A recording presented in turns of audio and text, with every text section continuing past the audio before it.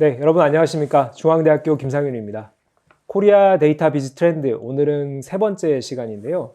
오늘은 조금 어렵으면서도 실질적인 주제를 좀 가지고 나왔습니다. 바로 데이터 자본주의라는 개념인데요. 좀 우리에게 와닿는 어려운 개념을 좀 쉽게 설명드리기 위한 전문가 한 분을 모셨습니다. 과거에 XYZ 벤처스 대표님이셨는데 네네. 최근에 사명이 바뀌었더라고요. 네, 맞아요. 데이터 데이터 오븐으로. 오븐. 네, 그럼 데이터를 이렇게 오븐에 올려놓고 굽는다 네, 이런 뜻인가요? 맞습니다. 뭐 대부분의 회사들이 이제 로우 데이터 수준으로 재료 수준으로 데이터는 많이 가지고 있지만 뭐 정말로 구워서 먹으면 활용을 하고 있지 못하잖아요. 그래서 이런 좀 데이터 활용을 좀 제대로 할 수 있는 일을 돕고자 원래는 이제 예전에 XYZ 벤처스 할 때는 어떻게 보면 투자 중심이었다가 뭐 다들 뭐 필요한 게 돈이 아니라 이제 실제로 이걸 쓰는 것들이 이제 목적이잖아요. 그래서 정말 쓰는 일에 좀 더 도움이 되고자 조금 스핀오프를 하게 됐습니다. 네. 그럼 이제 본인은 데이터 사이언티스트, 네네. 데이터를 다루시는 분이시고, 네. 이제 회사에서는 네. 주로 이 데이터와 관련된 뭐 맞습니다. 컨설팅이나 뭐 기술적 지원, 자문이라든지, 자문 네. 이런 걸 하시는 거죠? 네네. 기술적 지원을 하기도 하고 자문을 하기도 하고 가장 극단적으로는 임시 팀장을 맡아서 이제 그 회사의 프로젝트를 이끌기도 하고요. 네. 제일 최근에 돌아가고 있는 프로젝트 혹시 기업명이나 이런 거 제외하고 좀 설명해 주실 수 있으실까요? 네, 뭐 기업명을 포함해서 해도 되는데요. 뭐 최근에 했었던 것들 중에 뭐 가장 핫한 이슈를 다루고 있는 게 있다라면 이제 카카오에서 이제 블록체인을 다루는 자회사인 그 카카오 그라운드 X에서 이제 NFT 예술 작품들을 판매하고 살 수 있는 그 클립 드랍스라는 제품을 이제 런칭을 했었어요. 그래서 이 클립 드랍스에서 어떻게 데이터를 분석을 하고 사람들의 행동에서 이제 어떠한 뭐 인사이트를 얻을 수 있는지 이런 프로젝트를 진행하고 있었습니다. 오늘의 큰 주제, 이제 데이터 자본주의라고 하는 것이 사실 우리 시대에 아주 대표적으로 부각된 저서가 있습니다. 바로 이제 옥스퍼드대 쉔베르거 교수가 데이터 자본주의라는 책을 발표를 함으로써 우리 시대의 데이터 자본주의의 개념이 전파되기 시작했는데요. 이 쉔베르거 교수가 얘기하는 데이터 자본주의는 지난 20세기 금융 자본주의가 우리 사회를 지배하는 핵심적인 개념이었다면은 이 데이터 자본주의라고 해서 이 금융의 화폐 기반이 아닌 데이터가 화폐를 대체하는 다양한 거래의 어떤 가치를 측정하는 수단이 되는 이 데이터의 중요성이 부각되는 사회를 데이터 자본주의 시대다 이렇게 좀 선언을 했고요. 그와 관련된 다양한 개념들을 제시한 것이 바로 그의 저서였는데요. 그 이후로 우리가 이 데이터에 대한 가치 그리고 데이터 활용도가 넓어지면서 기업들은 기업 차원에서 부가가치를 데이터를 활용해서 높이고 그리고 소비자들은 내 데이터가 어디에서 활용되는지 혹은 내 데이터에 대한 주권을 또 주장하는 움직임들 다양하게 어찌 보면 4차 산업혁명과 더불어서 전개되고 있거든요. 하 대표님은 데이터 자본주의 실질적으로 좀 어떻게 좀 느끼고 계시는가요?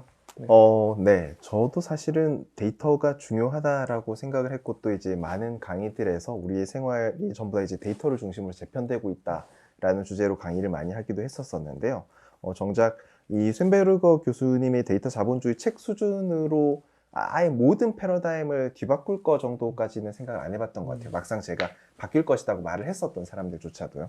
저도 이제 사실 이번 대담을 기회 삼아서 이 책을 읽어봤는데 많은 지점이 새롭게 재정의가 되더라고요. 데이터 자본주의에 대해서 어떻게 생각하느냐. 어떻게 보면 제 입장에서는 제가 꾸준히 해왔었던 이야기들, 그러니까 예전에는 데이터가 일을 잘하기 위해서 필요한 요소다였었다가 이제는 살아가기 위해서 필요한 요소다라는 것들을 되게 절실히 느낄 수 있는 그런 류의 패러다임 시프트인 것 같아요. 아마 이런 뜬구름 잡는 이야기보다 이야기를 더 이제 깊게 진행해 나가면서 이게 진짜로 모든 것의 기준을 바꾸는구나가 좀 더 명확해지리라 생각이 듭니다. 어쨌든 이 데이터의 중요성을 그때부터 그 유통사들은 마트들은 인식하기 시작했고 고객들에게 이 데이터를 얻어가기 위해서 대가를 지불한 것이다. 저는 그렇게 보고 있는데 그래서 이 데이터 자본주의라고 하는 것이 결국은 이 데이터가 점점 더 많이 활용되는 우리 디지털 사회 그리고 ICT 기반의 어떤 다양한 산업들이 활성화되면서 중요성이 점점 더 부각되고 있거든요. 네네. 근데 이게 꼭 뭐 초반부터 이런 말씀 드리긴 그렇지만은 이게 무조건 대세를 장악할 것이다. 이게 금융 자본주의에서 데이터 자본주의로 완전히 넘어갈 것이다. 이렇게 또 쉔베르거 교수가 얘기하는 정도까지 가겠느냐. 네. 이거에 또 부정적인 또 시선을 보내는 분들도 있어요. 그럴 수 있죠. 그 비효율 네네. 같은 것도 좀 존재하는 네네네. 것으로 생각되는데 네네. 그 부분들은 어떻게 생각하세요? 저도 사실 데이터 자본주의라는 말이 지금으로부터 뭐 1년 뒤, 2년 뒤를 기준으로 볼 때는 여전히 급진적인 말일 거고요. 그런데 이제 10년 뒤를 기준으로 보면, 그러니까 많은 것들이 오히려 먼 미래로 보면 되게 명확해지는데 10년 뒤에 어떻게 될 것인가라고 생각하면 우리가 모르는 사이에 데이터가 돈이고 모든 가치이지라는 것들을 아주 당위적으로 받아들일 거라고 생각이 들어요.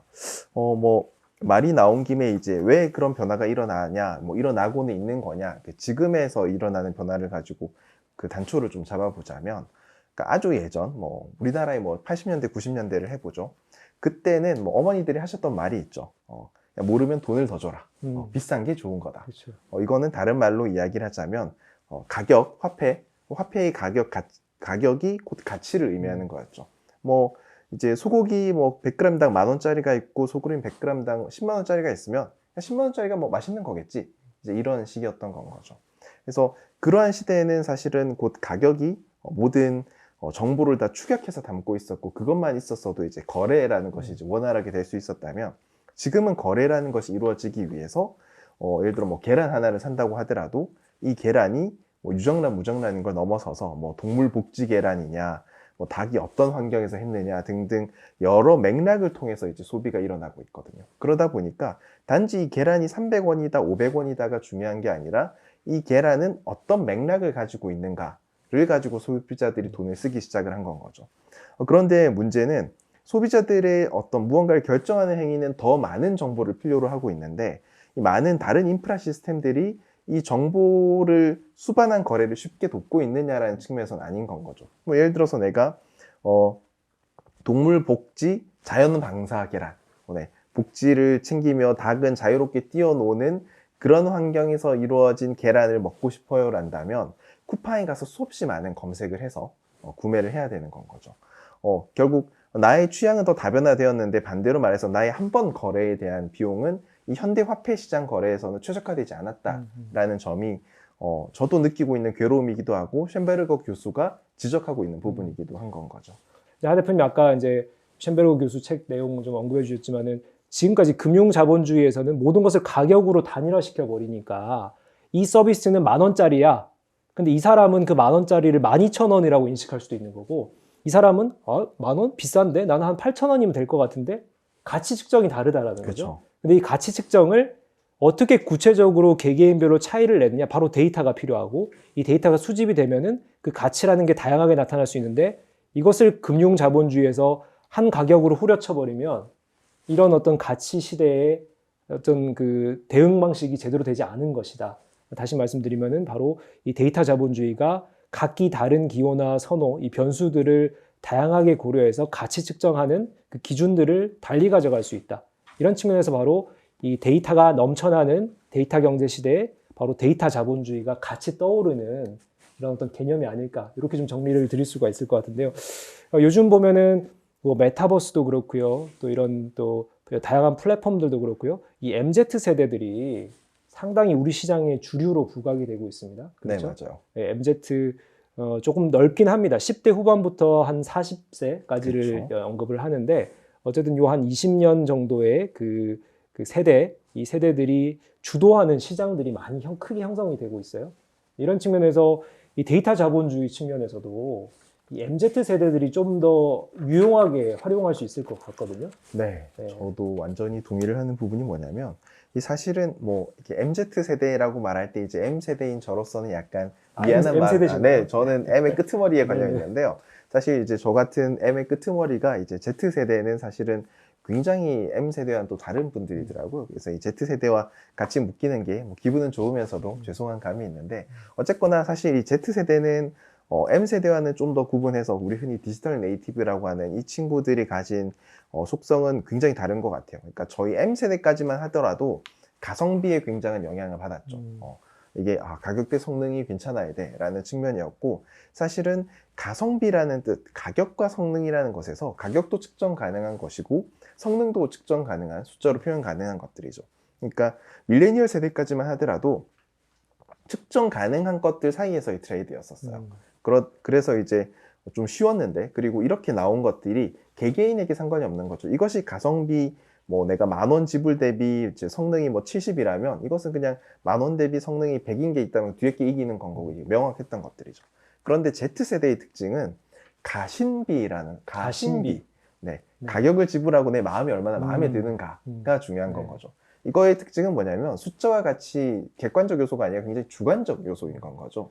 내가 만족하느냐라는 측면이 훨씬 더 강해진 거고, 그렇기 때문에 훨씬 더 측정이 어렵고, 그 가심비를 예측을 하는 방법은 이 사람이 이제까지 해왔던 모든 선택과 그 선택에 대한 판단들, 피드백들을 모아야 어떻게 보면 우리는 이 사람이 이 물건을 봤을 때 얻을 수 있는 가심비를 예측을 할 수가 있는 건 거죠. 결국은 이 사람이 이제까지 해왔던 모든 이력들, 데이터가 있어야 이 사람의 가심비를 만족시킬 수 있다는 것이고, 당연히 Z세대가 향후 시대가 가면 갈수록 경제의 주류 세대가 될 텐데, 우리는 경제 주류의 가심비를 맞출 수 있어야 되고, 경제 주류의 가심비를 맞추려니 그들의 데이터를 보고 면밀히 이들의 취향을 분석할 수 있어야 되고, 결국 데이터가 가장 큰 가치를 가지게 되는 시대로 넘어가게 되겠죠. 그런 측면에서 볼 때도 데이터 자본주의가 꽤 일리가 있는 말이라는 생각이 들어요. 또 하나의 MZ세대가 대표적인 그 문화로 자리 잡은 것이 이제 플렉스 문화. 플렉스 문화라고 하는 게 요즘 이제 메타버스 플랫폼 속에서도 이 MZ세대들은 여기 안에 명품 브랜드 아이템들을 사가지고 나의 아바타에게 입혀주는 거죠. 근데 그 명품 브랜드 아이템이 뭐 크게 뭐 가격이 아이템이니까 가격이 뭐 몇천 원 뭐 이렇게밖에 안 하긴 하지만 그 자체를 시니어 분들은 이해를 못 하시더라고요. 왜 저걸 굳이 명품을 저렇게 몇천 원 주고 아이템을 사가지고 내 아바타에게 입혀주느냐. 근데 이제 그 MZ세대들 입장에서는 나의 가심비를 자극하는 그런 구매인 것이죠. 그렇죠? 네, 그런 측면에서 결국은 이런 MZ들이 가심비나 어떤 그 나만의 레어한 아이템, 레어템이라고 하기도 하고 이런 어떤 또 맞춤화 초개인화라는 것에 상당히 익숙한 세대다. 디지털 네이티브 세대들이 익숙한 세대다. 그런 측면에서 이 데이터 자본주의라고 하는 것이 결국 개개인들의 데이터들을 수집해서 관리하고 분석해서 그들의 가심비를 맞춰준다라는 측면에서 어찌 보면 이게 일맥상통한다 이렇게 볼 수가 있겠네요. 네, 맞습니다. 네. 그러니까 저는 이게 그 예전 산업화 시대에서 이제 넘어가는 패러다임 시프트라는 생각이 들어요. 그러니까 아주 예전 산업화 시대가 막 되었을 때는 물건을 존재하기만 해도 이제 팔 수 있었던 시대가 되었고, 그 다음에는 물건의 성능이 좋아져야 됐었던, 그러니까 가격대 그때는 가성비가 좋아야 됐던 건 거죠.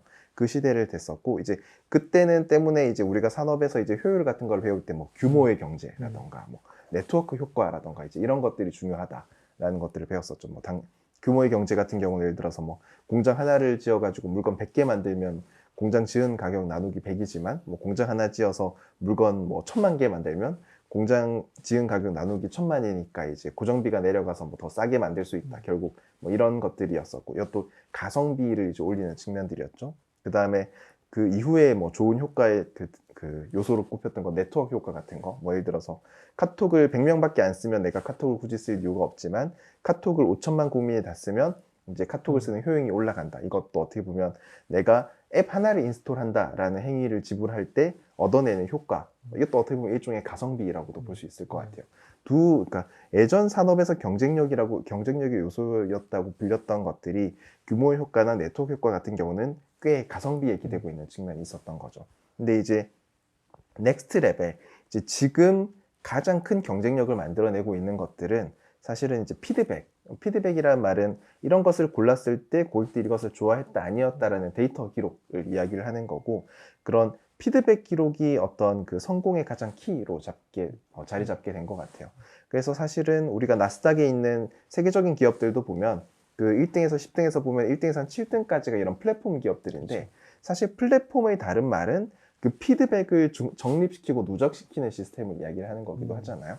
예를 들어서 페이스북은 우리의 좋아요를 통해서 우리의 취향을 알고, 구글은 우리의 검색 기록을 위해서 이제 우리를 알고, 그리고 뭐 애플은 뭐 그런 비즈니스를 하기도 하지만 또 약간 방금 말씀드렸던 그 피드백 체계를 만드는 하드웨어를 공급하기도 하고, 이런 식으로 그 나스닥 기업의 이제 10대 기업들을 보면 대부분 그렇게 그 피드백들을 누적시키는 시스템들, 누적시키는 회사들이 큰 상위를 차지하고 있는 걸 보면서 지금 시대의 가장 큰 경쟁력은 규모의 경제도 네트워크 효과도 아닌 피드백 누적이지 않는가라는 생각을 하게 돼요. 그 피드백 누적이라는 부분이 지금 말씀 주신 나스닥에 상장된, 미국 증시에 상장된 여러 그 데이터 경제 플랫폼 기업들, 예를 들면 뭐 넷플릭스도 그렇고요, 그렇죠. 유튜브도 그렇고요.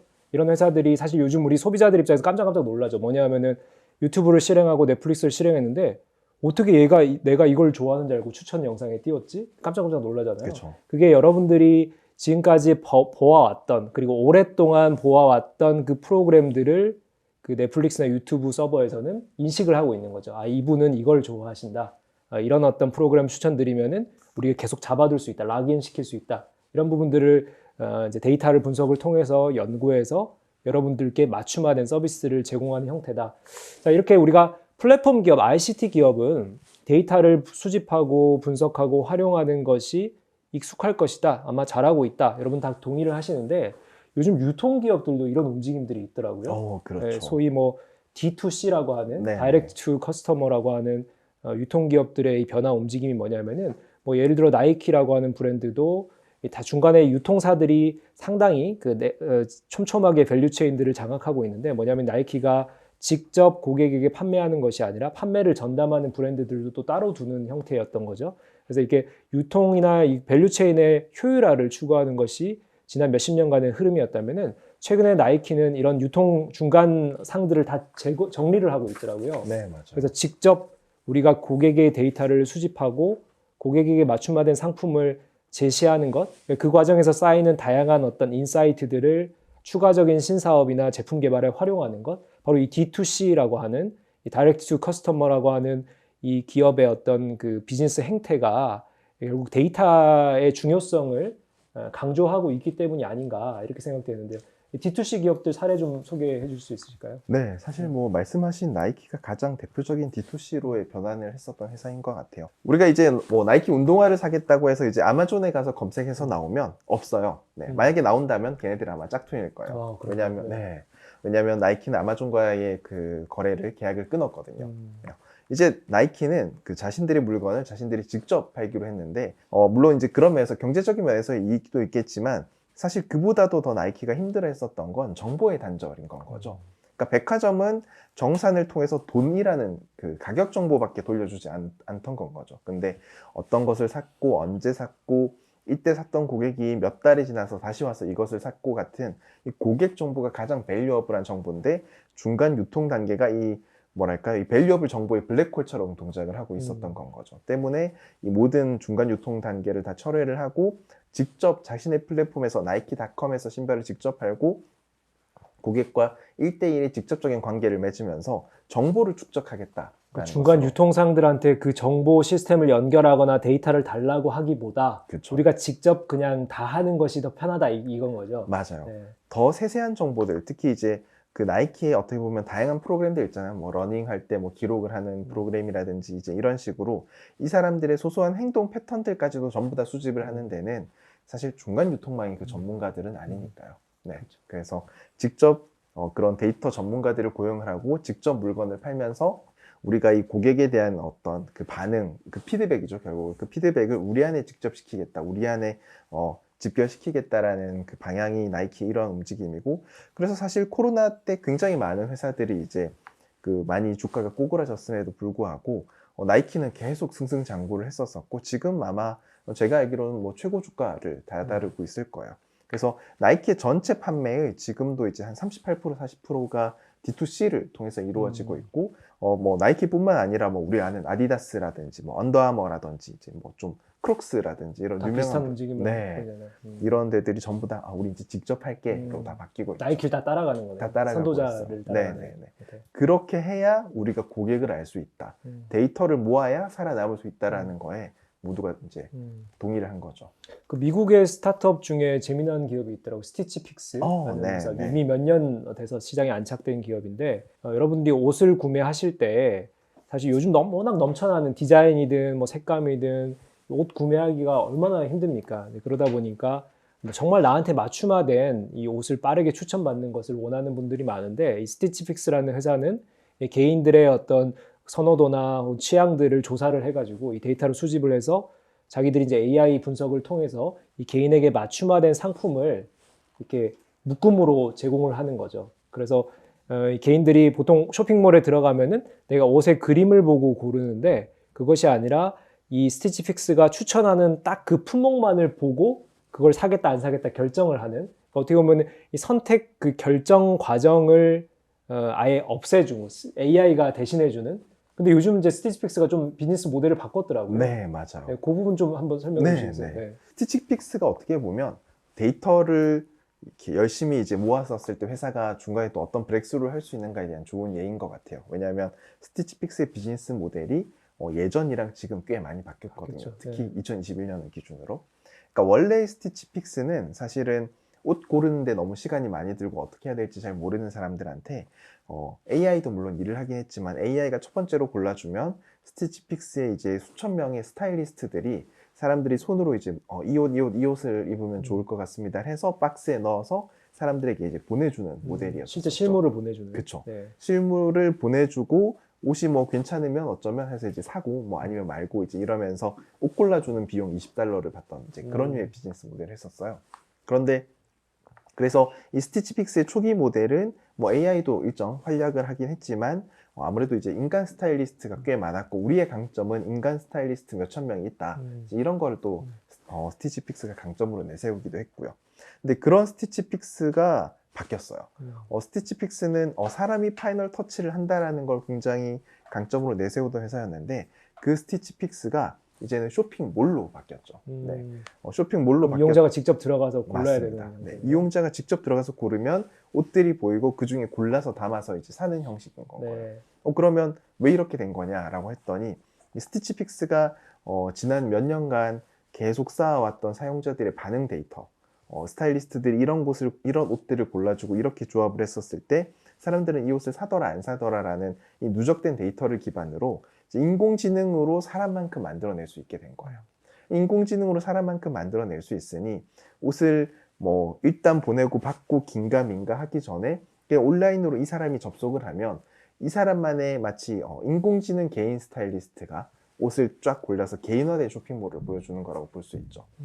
실제로 스티치픽스는 2017년 이후로 꽤 긴 부진의 시간을 가지다가 2021년에 이런 인공지능 베이스 개인화 커머스 몰을 열면서 다시 이제 점프를 하기 시작을 했었어요.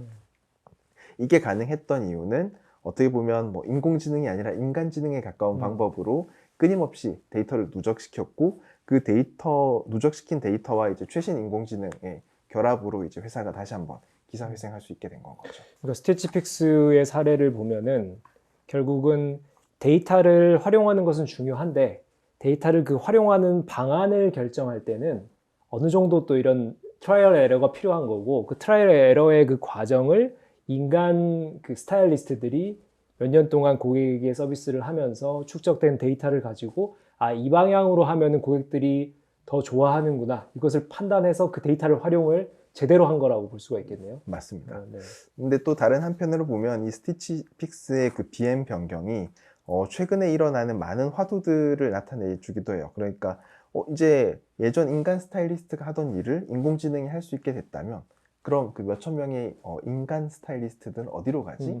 라는 것들이 어떻게 보면 최근에 이런 많은 일들이 자동화되면 이 과거의 직업들, 사라질 직업들의 그렇죠. 그 종사하던 분들은 어떻게 해야 하나를 어떻게 보면 이 스티치픽스라는 한 개의 기업이 잘 집약해서 보여주고 있는 것 같아요. 데이터를 활용하는 기업, 아까 D2C 스타일의 기업일 수도 있고 어쨌든 우리 업에서 인간이 하는 영역을 데이터로 축적해서 인사이트를 얻어서 그 부분에 특화된 AI를 개발하고 맞춤화된 서비스로까지 이어지는 이 디지털 전환의 과정도 한 방에 디지털로 오는 것이 아니라 중간중간의 과정을 통해서 어떻게 보면 좀 성공률을 높여나가는 어떤 과정으로 볼 수가 있을 것 같네요. 이 나이키와 스티치픽스 사례 좀 참고하시면 좋을 것 같고요. 그래서 오늘 이제 데이터 자본주의에 대해서 좀 말씀을 나누고 있는데 결국 이제 좀 종합적인 코멘트들을 좀 해보자면은 결국 데이터 자본주의 시대가 이미 열렸거나 지금 진행이 되고 있고 이 과정에서 소비자 측면, 기업 측면, 국가 측면에서도 어떻게 보면 좀 여러 가지 양상들이 나타나고 있는 것 같아요. 이 하나하나 이 주체별로 좀 짚어드리는 말씀을 나눠보자면은 먼저 소비자 측면입니다. 소비자들은 결국은 내가 궁극적으로 내가 좋아하고 그다음에 내가 환호할 만한 이런 서비스나 상품을 받기 위해서는 나의 일부 데이터를 내놔야 돼요. 그렇죠? 내가 아무 데이터도 내놓지 않으면서 나한테 맞춤화된 서비스 왜 제시 못하느냐 이렇게 할 수가 없는 거죠. 그러면 소비자 지금 현 시대 현대 시대를 살고 계신 여러분들은 내 데이터를 기업들이 원하는 데이터들을 내놔야 거기 맞춤화된 서비스를 혜택을 볼 수가 있다. 이런 측면에서 좀 더 좀 전향적으로 적극적으로 생각해 보실 필요가 있고 이 과정에서 또 언급되는 하나의 키워드가 바로 데이터 주권주의라는 거죠. 개인들의 데이터에 대한 권한을 데이터는 내 건데 왜 기업들이 마구잡이로 쓰느냐, 내 데이터를 어디다 쓰는지 왜 나한테 안 알려주느냐, 이런 것들을 우리가 주장할 수 있는 데이터 주권, 우리가 작년에 통과된 발효된 데이터 3법에도 이 데이터 주권들이 보장되어 있고요.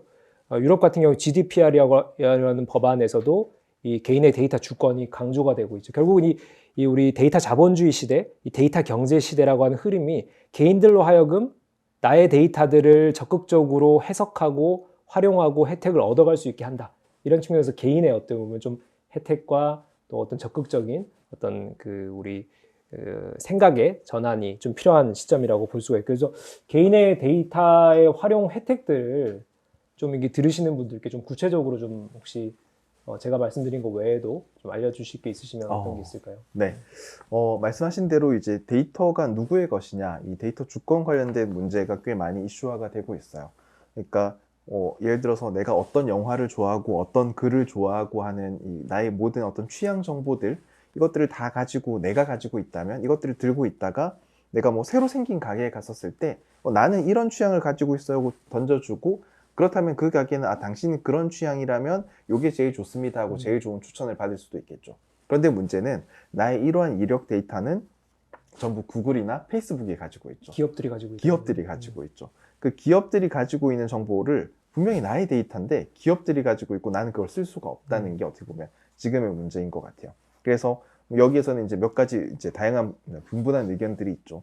왜 나의 데이터인데 기업들이 가지고 있지? 왜 유럽 시민의 데이터인데 왜 미국 회사들이 가지고 있지? 이렇게 데이터 주권이라는 게 개인 측면 또는 국가 측면에서 여러 가지 이제 아규 포인트가 되고 있는 게 지금이죠. 하 대표님 지금 말씀이 이제 기업 국가 차원으로 좀 확장되는 것 같아서 제가 좀 끊고 또 한번 정리해 드리면은, 결국 개인 단위에서는 어떻게 보면 최초 데이터 생성자들이죠. 생산자들, 데이터 생산자들이 내 데이터가 내 건데 왜 내 소유권을 주장 못하느냐, 내 권리를 주장 못하느냐라는 움직임이 데이터 주권주의 움직임이고, 이런 것들이 여러 국가에서 법안으로 다양하게 지금 제정이 되고 있는 상황이고, 자, 기업 차원으로 그럼 넘어가면은 기업 단위에서는 결국 가팜이라고 하는 미국의 이 데이터 플랫폼 기업들, 구글, 애플, 페이스북, 아마존, 마이크로소프트와 같은 이 기업들이 데이터들의 어떻게 보면은 전 세계 데이터들의 아마 대부분을 가지고 있는 기업들, 이런 기업들이 영향이 점점 커져간다라는 거죠. 그럼 그들이 어찌 보면은 암묵적인 우리 전 세계 산업에 영향을 끼치고 있다.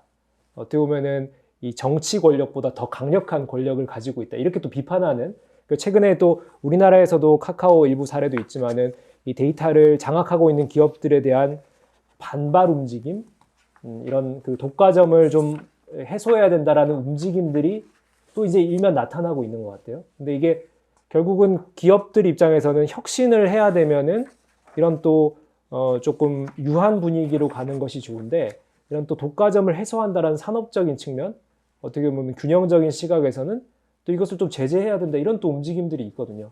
그쵸? 기업 차원에서는 그러면은 이 데이터 이 주권주의 움직임들, 몇몇 플랫폼 기업들을 필두로 한 이런 어떤 독과점 양상들 어떻게 좀 해석할 수가 있을까요?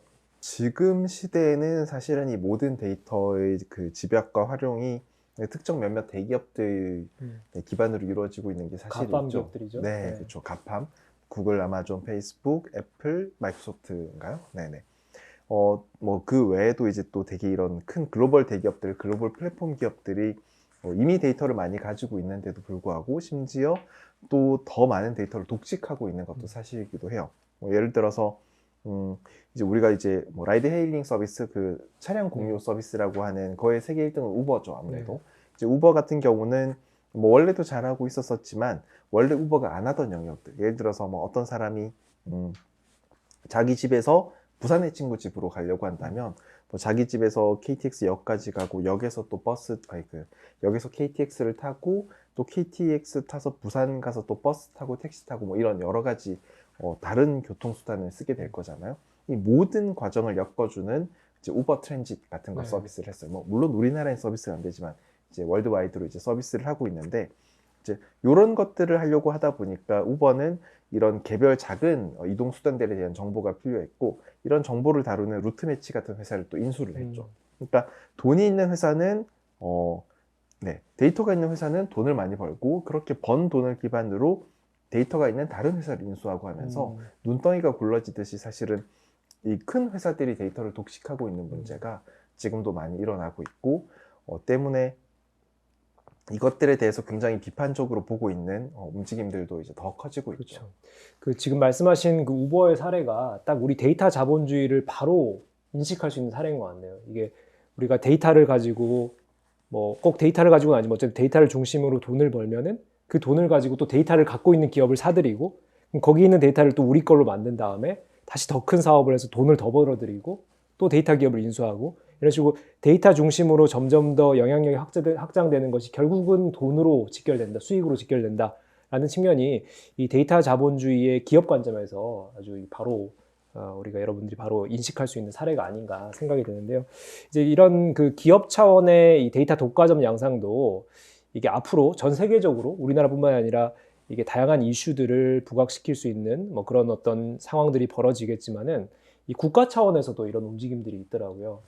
작년에 2020년 1월에 발표된 그 유럽연합의 가이아 X라는 프로젝트, 프랑스와 독일을 중심으로 이런 내용인 거죠. 결국 우리가 미국 기업들 주도의 이 데이터 인프라 시장을 우리가 더 이상 좌시하지 않겠다. 우리가 유럽의 독자적인 유럽 소비자들의 데이터, 유럽 기업의 데이터는 유럽에서 자체적인 인프라스트럭처를 구성해서 이 데이터를 저장하고 관리하고 활용할 수 있게 하겠다. 뭐 이런 부분이 데이터 어떻게 보면 국가적 차원의 주권주의 움직임이라고 볼 수 있을 것 같은데요. 맞습니다. 네, 가이아엑스 프로젝트는 또 요즘 그 잘 안 돌아간다는 또 얘기도 네, 들리더라고요. 맞아요. 네. 네. 뭐 사실 취지는 참 좋은데 네. 되게 똑똑하게 잘 플레이했으면서도 동시에 이제 이러한 그 변화를 자연스러운 변화를 이렇게 휘어서 만들어내는 게 또 얼마나 어려운가를 그렇죠. 보여주는 게 가이아엑스의 사례인 것 같아요. 일단 가이아엑스는 굉장히 뭐 원론적으로도 옳은 이야기이기도 하면서 나름 똑똑한 플레이가 있었던 게 이제 이런 거였죠. 유럽 시민의 데이터는 유럽 자국 내에서 처리되어야 되고 그걸 위한 유럽의 데이터 소프트웨어 기술과 이제 하드웨어 기술의 어떤 표준 셋들을 마련하는 것들, 이것이 이제 어떻게 보면 가이아엑스라고 볼 수 있는데 바로 그 직전에 그 GDPR 같은 제너럴 데이터 프로텍션 레귤레이션인가요? 어쨌든 이런 GDPR 같은 어떤 강력한 레귤레이션 정책을 내놓았죠. 자, 우리는 이런 GDPR 같은 강력한 레귤레이션 정책을 내놓았는데 이 GDPR을 잘 따르고 싶으면 가이아엑스의 이 기술들을 쓰면 너가 큰 고민하지 않고 GDPR을 잘 준수하고 유럽 시민들에게도 장사를 잘할 수 있어라는 미국으로부터의 독립을 바라는 잘 맞고 요쪽 물길을 유도한다라는 큰 흐름은 잘 설계를 했는데 문제는 가이아엑스가 이 방식 자체가 지방 분권식으로 어떻게 보면은 그 일들이 진행되고 있어요. 뭐 예를 들어서 뭐 보험 분야는 뭐 이쪽 회사들이 이제 모여서 규격을 정하고 뭐 통신 분야는 요 회사들이 모여서 규격을 정하고 너네들이 알아서 잘 하렴. 국가가 정해주는 건 야 그래도 이런 거는 하면 안 돼라는 블랙리스트만 정해주고 나머지는 다 열어서 이제 너네들이 자율적으로 하라라고 했는데 사실은 이제 이런 것들이 좋기는 자율인데 자율의 다른 말은 또 비효율이 되기도 하잖아요. 그래서 국가 주도형으로 진행을 하고 있는 다른 나라들에 비해서 좀 속도가 느리기도 하고 원래 정해졌던 타임라인 대비 좀 굉장히 결과물들이 딜레이되고 있는 게 뭐 지금의 현실이기는 합니다. 그럼에도 불구하고 이런 류의 프로젝트가 반드시 필요하다라고 여기는 건 기존에는 이런 데이터 기술 또는 데이터를 다루는 데이터 저장 뭐 이제 이런 기타 많은 데이터와 둘러싼 모든 것들이 돈이 있고 큰 회사들만 할 수 있는 일이 됐거든요. 그런데 국가가 예를 들어서 뭐 KS 표준처럼 국가 표준이 만들어지고 그 표준대로 데이터가 저장되고 그 표준을 처리하는 회사들이 생긴다면 크지 않은 회사들, 뭐 우리 흔히 SMB라고 하는 스몰 미디엄 비즈니스를 하는 데들도 우리가 데이터 뭐 연봉이 1억 2억씩 하는 데이터 전문 인력을 고용할 수는 없지만 데이터 프로덕트를 데이터 서비스를 제공하는 회사에다가 달에 10만 원 내고 쓸 수는 있게 되거든요. 근데 그렇게 하면 정해진 표준 때문에 호환은 잘 될 거고요. 네. 그래서 결국 데이터 자본주의, 데이터에 기반하지 않으면 살아남을 수 없는 시대가 될 텐데 그 시대에도 SMB를 구하는 방식은 사실은 이런 형태의 국가적 표준 그리고 기술의 어떤 뭐랄까요 넓은 보급 이런 류의 드라이브가 반드시 필요하다고는 보여요. 네, 지금 하 대표님 말씀하신 부분이 결국은 이 유럽연합이 가이아엑스 프로젝트를 추진하는 궁극적인 목적이 아닌가. 뭐냐면 이제 데이터 생태계를 구축하는 거죠. 데이터와 관련 있는 산업들이 단순히 데이터를 활용하는 부분뿐만이 아니라 인프라 부분도 있고요, 또 기술 부분도 있고요, 또 다양한 또 플레이어들이 붙습니다. 그리고 소비자들도 있죠.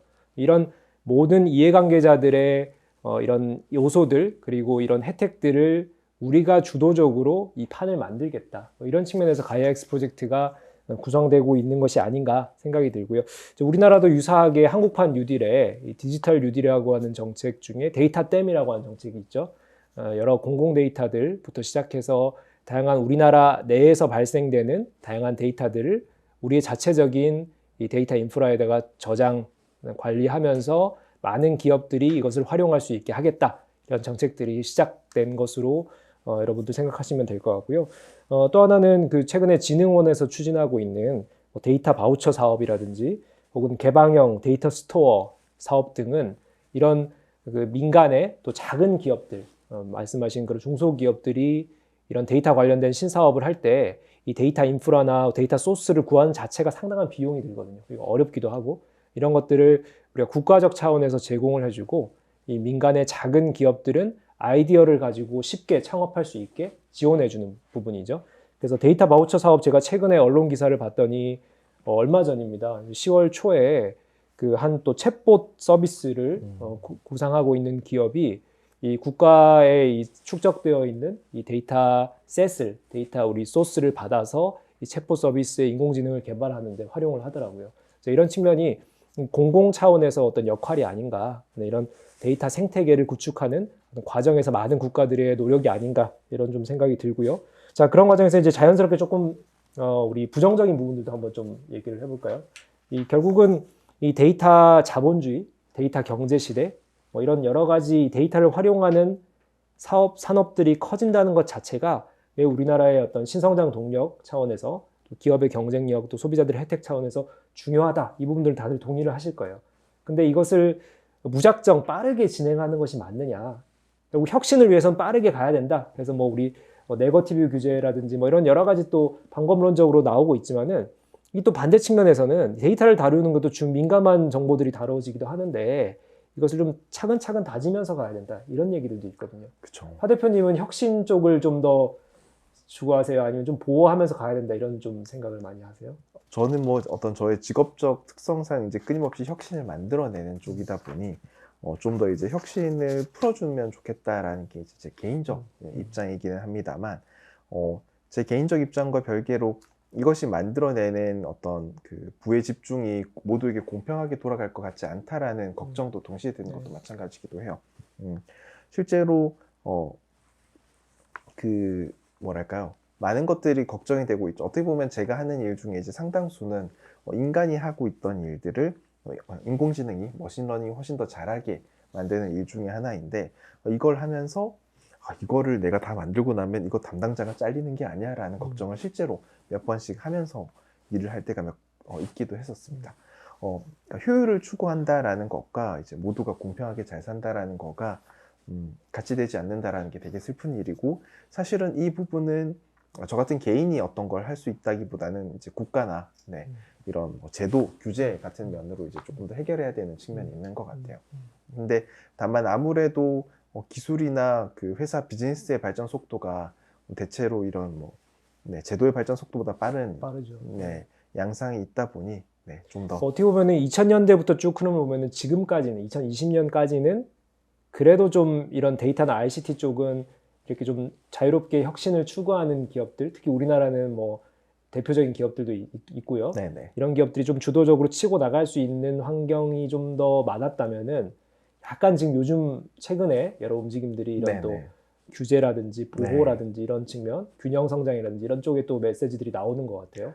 실제로 그렇게 자리가 없어져 가는 것들이 특히나 이제 코로나까지 겹치면서 너무 두드러지게 보였기 때문인데요. 뭐 멀리 가지 않더라도 이제 우리가 당장 수없이 많이 없어져 가는 은행 지점들, 그리고 그 지점에 근무했을 사람들은 어디에 갔을까? 그러니까 뭐 이런 건 거죠. 예전에는 은행 창구에서 모든 걸 하다가 ATM기가 설치되고 인터넷 뱅킹, 모바일 뱅크 이제 그러고 나서 모든 지점들이 사라지면 그 많은 은행 창구 직원들은 다 어디 갔을까라는 것들이 먼 미래의 일이 아니라 저희가 지켜보고 있는 일이니까요. 분명히 편리해진 건 맞는데 분명히 저기가 사람이 있던 자리인데라는 변화를 다들 뼈저리게 느끼고 있다 네. 보니 더 그런 것 같습니다. 네, 그렇죠. 이게 뭐 정답은 없는 것 같아요. 그죠? 사회적으로 합의를 하면서 우리가 균형적으로 또 이렇게 좀 민감한 부분들은 좀 이렇게 차근차근 챙겨가면서 가져가야 될 부분이 아닌가. 최근에 이렇게 인공지능 기술들이 다양한 우리 서비스에 쓰이고 또 최근 들어서는 인공지능 로봇이라고 해서 우리가 단순히 앱에서 인공지능 기능을 이용하는 걸 넘어서 가지고 이 로봇 사람과 같은 이 형태가 있는 우리 이런 제품이 인공지능을 탑재를 해서 인간과 비슷한 역할을 하고 있다는 것에 사실 좀 섬찟 놀라긴 하거든요. 이 소비자들 입장에서는 정말 이제 인공지능 시대가 오는 거 아니냐, 인공지능이 정말 많은 부분을 인간을 대체하지 않느냐, 이런 부분들의 또 우려도 있고 기대도 네. 있는데 네. 하 대표님은 또 어떻게 좀 전망을 하시나요? 확실히 네, 우려가 될 수가 있어요. 특히나 이제 최근에 뭐 어떤 유튜브나 이제 이런 것들이 만들어내고 있는 계층과 계층 사이의 벽 말고 한 계층 안에서도 되게 좌우 이렇게 좌우로 굉장히 많이 나누고 있고 그들이 각자의 섬 안에서 살아가고 있거든요. 그 가장 주된 이유가 자신이 소비한 컨텐츠 위주로 추천을 해주다 보니까 나는 계속 어떻게 보면 나의 세계 안에 빠져들게 되는 건 거죠. 그러면서 이제 어떻게 보면 사람들이 연합해서 살지 못하고 섬으로 살아가고 있는 것들이 또 많은 문제를 일으키고 있기도 한데요. 글쎄요. 우리가 이제 그런 것들이 꽤 이제 걱정하는 분들이 이제 그런 이야기를 합니다. 뭐 옛날 말에 뭐 이런 이야기가 있잖아요. 뭐 사람은 책을 만들고 뭐 책은 사람을 만든다 이런 이야기를 했는데 결국 그가 읽는 것, 그가 보는 것이 그를 구성하게 되는데 그가 읽는 것과 보는 것을 인공지능이 결정을 한다면 그럼 인공지능이 그 사람을 결정하게 되는 게 아니냐. 지배하는 거죠. 네, 네네. 라는 걱정을 할 수도 있죠. 사실 뭐 이와 관련해 가지고는 이제 노버트 위더라는 굉장히 초천재 옛날 학자분이 계신데요. 뭐 이제 우리가 말하는 그 그분은 이제 사이버네틱스라는 말을 창안을 했고 우리가 뭐 하는 뭐 사이버 월드니 이런 말의 그 사이버가 이제 거기에서 나왔다고 보면 됩니다. 그분이 이제 하셨던 말 중에 이제 그 중요한 것 중에 하나가 나는 이런 자율화된 통제 시스템이 사람들을 통제하는 걸 걱정하는 게 아니라 그 통제 시스템 뒤에 누군가 사람이 있을까 봐 걱정을 한다. 그걸 또 조정하는 했어요. 사람이 맞아요. 있다는 네. 거죠. 네. 누가 인공지능을 어떤 의도를 가지고 만들게 된다면 그 인공지능은 정말 사람들을 특정 방향으로 조종하게 되는 게 될 수도 있는 건 거죠. 그래서 이거에 대한 대안으로는 어떻게 보면 그 데이터와 인공지능의 분리가 필요하다는 생각이 들어요. 지금 당장 어떻게 보면 우리가 영상을 보는 것, 내가 어떤 게시글을 읽는 것을 유튜브가 내 모든 시청 이력을 다 가지고 있고 유튜브가 그 알고리즘도 가지고 있죠. 페이스북이 내 모든 이력을 다 가지고 있고 페이스북의 알고리즘을 가지고 있어요. 때문에 나는 뭐 유튜브가 마음을 먹거나 페이스북이 마음을 먹는다면 제가 볼 것들을 다 결정을 할 수 있게 되는 거죠.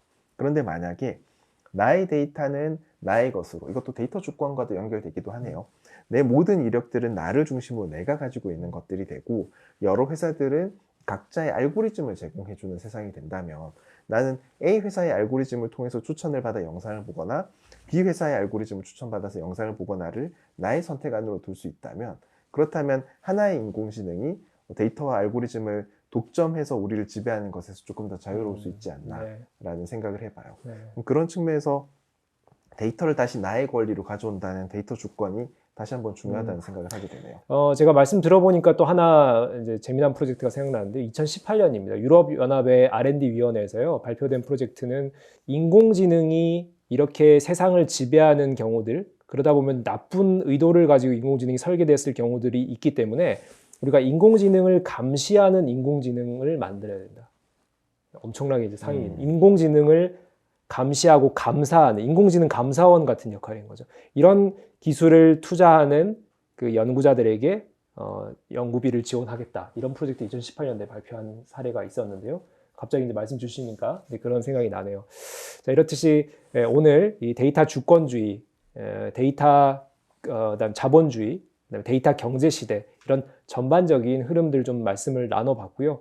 결국 데이터가 중요해지고 있다. 데이터가 이 모든 것을 말하고 어떤 수익을 창출하고 우리의 편리를 제공하는 것을 아마 모두 다 이제 공감을 하시는 부분들일 겁니다. 근데 이 와중에 데이터가 정말 우리가 이제 금융 자본을 대체할 수 있을지 아니면 어떤 다양한 어떤 그 긍정적인 부분으로 활용이 될지 하는 부분은 우리가 앞으로 만들어 나가야 될 부분이 아닌가, 좀 열린 결론을 좀 드리면서 오늘 코리아 데이터 비즈 트렌드 세 번째 시간 패러다임의 전환 데이터 자본주의 오늘 여기서 마치도록 하겠습니다. 또 다음에 뵙도록 하겠습니다.